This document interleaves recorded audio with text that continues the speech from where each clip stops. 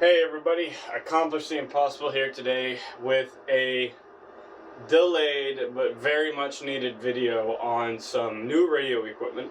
These are the Harris XG mobiles. They do a lot of different things. They do a lot of abnormal things that other radios don't do and other brands don't do. These are what I call the big boy radios. The step up from these would be the XG-100M, which is the newer Harris mobile. These are particularly in this video, is going to be the Harris XG-100M and the Harris XG-75M. The difference between the two, this is a quad band radio. Yes, I said quad band. This is a mono band mobile. They are literally bricks. They weigh about 15 pounds. And they have lots of different ports on the back. They do a lot of awesome things. They do a lot of things that Motorola and Kenwood don't offer, which is why I really enjoy these radios. That being said, if you are a commercial entity or a first responder agency looking at this video for input on the Harris series, don't listen to this. I don't want to be liable, and I'm not liable for anybody getting hurt with anybody taking my information. You don't know who I am. I could just be, I am just some random guy off the internet.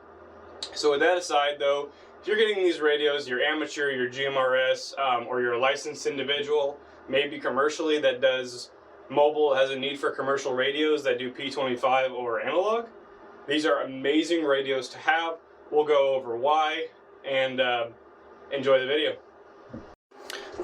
Yes, the world of mobile Harris. Anyway, this is the Harris XG-100M.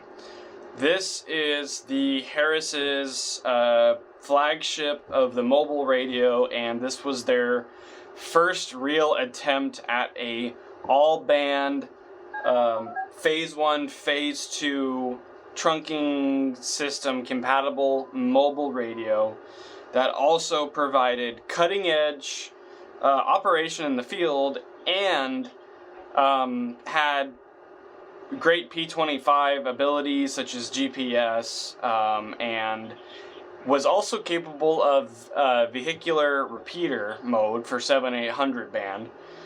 And it was the first big attempt, and great attempt, I might add, to have a full interrupt radio that could talk to just about any agency out there. So when I say that this was their first attempt, they went all out and they gave as many features in these mobile radios as they possibly could. This radio here is equipped with a transmitter inside that will do 25 to 35 meg. It could be 20, but anyway, it's in that area of 20 to 35 meg. That is normally used for state troopers that are cross country. If you're driving and you see those big antennas, that's what they're talking on. It's pretty much a real low band. So it does the low UHF, it does standard VHF, it does all of UHF, which is 400 to 520 meg, and then it does the standard 7/800 meg public safety bands. So already off the bat, it's just packed with abilities. And while having all the abilities to do those bands, it does that on P25, but it does it. It can do it P25 conventional, P25 trunking phase 1, and P25 trunking phase 2. Additionally to that, it also was loaded with features to help assist in the standard control of lights and sirens on vehicles, and for good measure, it was no longer required to be a head built-in unit. So they came out with the big brick. They actually came out with 2 different variants. I don't have the other variant with me, but to give you an idea, the other variant on the front of it would have a control head mounted to the front that would look something like this. So that's what your control head would look like. And this one in particular is not all included into one shell. This is a separate radio. The actual radio is separate from the head in this particular model, but they did make them for other different departments had different requirements. So Harris tried to be as good as they can as to providing what was needed per the department quoting. So the cool thing about these radios to me is that there's not a lot of stuff online about them. I haven't been able to find anything about a Harris XG-100. So I got this radio about a couple weeks ago. I'm going to give him a shout out right now. His name is Matt Adventure Cruiser, and this was a radio me and him had a deal on, so I got this radio. But if you haven't heard of him, look him up. I will put his channel in the description. Check him out. Matt does a lot of the big Motorola high-level radios. He's also one of those guys that does all the expensive stuff, so you don't have to. He tells you what to do, what not to do, and he tells you basically what not to buy because of what the problems are. And he goes over APX series, next, the Kenwood series. So he covers all that. If you guys are wanting to know more about that stuff, like I said, his channel up at Adventure Cruiser. I'll put a link. So the Harris, starting from the backside with the ports, is relatively simple. We have the low band antenna port. This is where your low VHF 20 to 35 meg antenna would hook into. This serial port down here is for radio serial programming. This port here is your accessory port. These two ports here are actually so you can wire this radio up to two of these head units. The user case for that is if this, for me, is if this, we actually ran this in our engine for a little while, but when I was a firefighter, this sat behind OIC's chair, or officer in charge's seat, which was the passenger front passenger seat. And on the back, the CAN 2 would run to OIC's radio head, and CAN 1 would run to engineer's radio head. And sometimes there was radios in the back for other guys on different apparatuses. So that's really cool about CAN 1, CAN 2, two different radio heads, and you can have one radio do the job of two.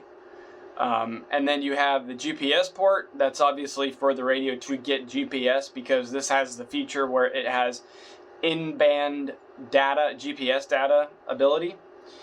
And we have the pretty much other band here. This is VHF UHF 7800, and then we have the power port, which is the 3-prong. You have positive 12 volt supply, you have 12 volt ignition on supply, and you have a negative supply.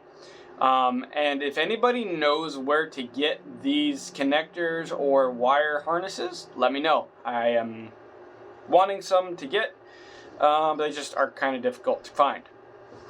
Other than that, the radio itself is a brick. It probably weighs about 10 pounds, maybe 12 pounds. And this actually mounts, it has a caddy mount that these screws would screw into, and it mounts to a floor on the bottom of the engine or vehicle. So it's a really cool radio. I personally have experienced this guy on GMRS. I was talking a couple of weeks ago, and I was able to hear FRS users about 10 miles away from me, and I wasn't on any special antenna with it. So this radio has phenomenal filtering. It has phenomenal reference stabilization, so it's a very, very secure RF generator inside of it, very stable. I haven't seen any drifting with it. So yeah, that's this thing. If you guys are wanting to look into getting these, for the bricks themselves, you're averaging about $699, anywhere to $3,000. So it just depends. If you guys want one, keep an eye on the eBay links. And that being said, yeah. If you've made it in the video this far, I do want to stress that We have the Discord channel on the YouTube channel. Please join that if you have any important questions regarding the XG radios. I have experience in firmware updating these. I have the software to do so. If you guys want a firmware file or the boot app, I actually got those files off of Radio Reference, but anybody can get them. I'll just be another avenue of ease of access. I'm not going to be giving out software or anything like that. But if you guys need help troubleshooting, firmware upgrades, whatnot, let me know. Please, please, please, please jump in the Discord server. Ask questions before you do anything with this. Because if you do a firmware upgrade, these are really easy to brick. And your radio brick literally turns into a fancy doorstop. So, yep. Moving on to the CH-721 head unit. This is the controller, one of the controllers. This is the CH-721, Charlie Hotel 721. These guys run an average about $35 to $60 on eBay. I got this one for $40.